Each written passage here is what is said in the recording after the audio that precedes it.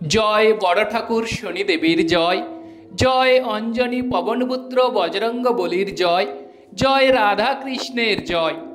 আকাশে আমরা একটি তারা অনেক সময় দেখে থাকি, সেই একটি তারা দর্শন করা মাত্রই শুভ কি অশুভ ফল ঘটে থাকে, সেই বিষয়ে নারদ মুনির বক্তব্য বা নারদ মুনি কি বলেছেন সেই বিষয়ে আজ আমরা জানব। তো যে সকল প্রিয় দর্শক বন্ধু আমাদের অ্যাস্ট্রোলজি সমাধান চ্যানেল দেখছেন তারা আমাদের চ্যানেলটিকে সাবস্ক্রাইব করে রাখবেন, পাশে রাখা বেল আইকনটি বাজিয়ে দেবেন যাতে করে অন্যান্য নোটিফিকেশন সর্বপ্রথম আপনারা পেতে পারেন, এবং কমেন্টে ওম নমঃ শিবায়ও লিখে যাবেন যাতে করে মহাদেবের আশীর্বাদ আপনারা লাভ করতে পারেন। তো এবার চলে আসছি মূল আলোচনায়। যে অনেকেই আমরা দেখে থাকি যে আকাশ দেখতে আমরা অনেকেই পছন্দ করি, রাত্রিবেলা আকাশে অনেক সময় মিটমিট করে যে তারাগুলি জ্বলে থাকে, সেই সময় আমরা যদি একটি তারা দর্শন করি বা একটি তারা দেখে থাকি তাহলে কি আমাদের কি ফল শুভ কি অশুভ ঘটে থাকে সেই বিষয়ে আজ আমরা জানব। অনেক সময় আমাদের কিন্তু মন উদাস হয়ে থাকে বা অনেক সময় মন ক্লান্ত অবসন্ন, সেই সময় আমরা বাইরের দিকে তাকিয়ে আকাশে দেখতে থাকি। সেই আকাশে কিন্তু অনেক সময় আমরা দেখে থাকি যে আকাশে কালো মেঘ বা অন্য কোনো বৃষ্টি হোক বাদল হোক, সেই সময় আমরা এক তারা দর্শন করে থাকি। সেই সময় সেই তারা দর্শন করা কিন্তু আমাদের পক্ষে উচিত নয়। একটি তারা দেখলে কিন্তু আমাদের পক্ষে বিভিন্ন রকমের বাধা বিপত্তি ঝামেলাগুলো ফেস করতে হতে পারে, আমাদের কিন্তু অশুভ ফল ঘটে থাকে, বিভিন্ন প্রকারের বাধা বিপত্তি ঝামেলাগুলো ফেস করতে হতে পারে। অতএব সেই একটি তারা দর্শন করা মাত্রই আমাদের কি প্রতিকার সে বিষয়ে আজকে আমরা উপলব্ধি করব বা জানতে পারবো। অতএব আজকের বিষয়টি অত্যন্ত গুরুত্বপূর্ণ ও ইন্টারেস্টিং বিষয়। তো আমাদের জানা উচিত যে নারদ মুনি এই বিষয়ে কি বলেছে। আপনারা প্রিয় দর্শক বন্ধু মন দিয়ে শুনুন। এক তারং নভ দৃষ্টা স্মর্তব্য নারদ মুনি তাবৎ ভবতি চণ্ডাল যাবৎ নন্ন পশ্যতি। অতএব সন্ধ্যার আকাশে সময় বা এক তারা আমরা যদি দর্শন করি বা দর্শন করিলে যতক্ষণ অন্য তারা না দর্শন করা হয় ততক্ষণ কিন্তু আমাদের ভাগ্যের ক্ষেত্রে যে শুভ সময়গুলো সেগুলো কিন্তু দুর্ভাগ্যে পরিণত হয়।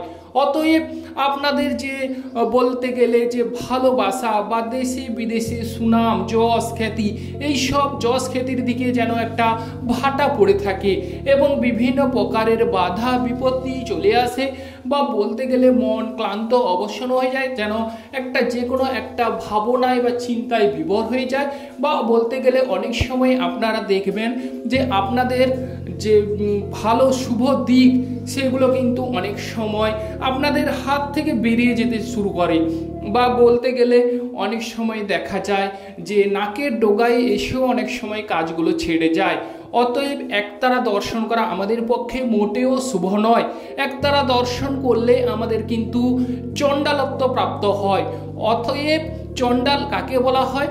যার দয়া মায়া স্নেহ মমতা থাকে না, সেই সব লোকের হচ্ছে বা সেই সব লোককে আমরা চণ্ডাল বলে থাকি।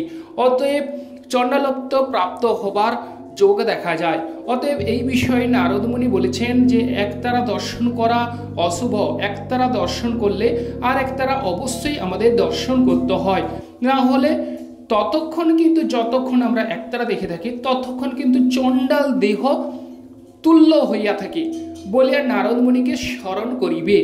অতএব আমরা একতারা দর্শন করলে নারদ মুনিকে শ্রবণ করে নেব বা নারদ মুনিকে মনে মনে কল্পনা করে নেব। পুরাণ মতে নারদ মুনি হলো হিন্দু ধর্মের একজন দেবর্ষি বা ব্রহ্মার মানস পুত্র, যিনি সঙ্গীতজ্ঞ ও গল্পকারক এবং সঙ্গীতের কিন্তু উপাসক এবং ভগবান বিষ্ণুর পরম ভক্ত তিনি।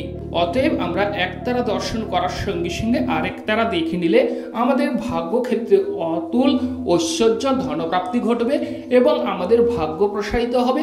ভাগ্য ক্ষেত্রে অবশ্যই শুভ ফল বা শুভ এফেক্ট পড়বে। অতএব আমরা একতারা কখনোই দর্শন করব না।